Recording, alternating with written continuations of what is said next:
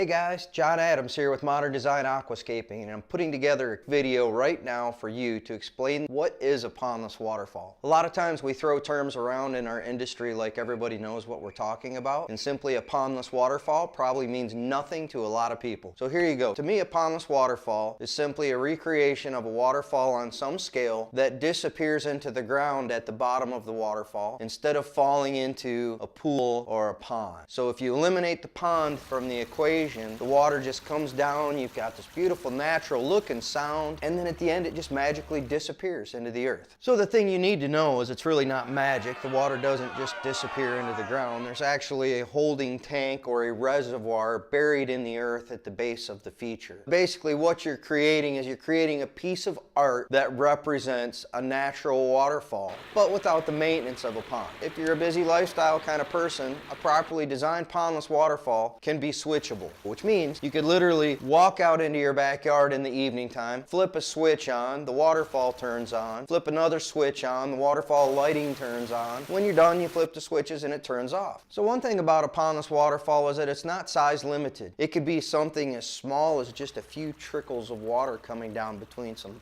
beautiful boulders right outside your window that's like the focal point of your landscape at night.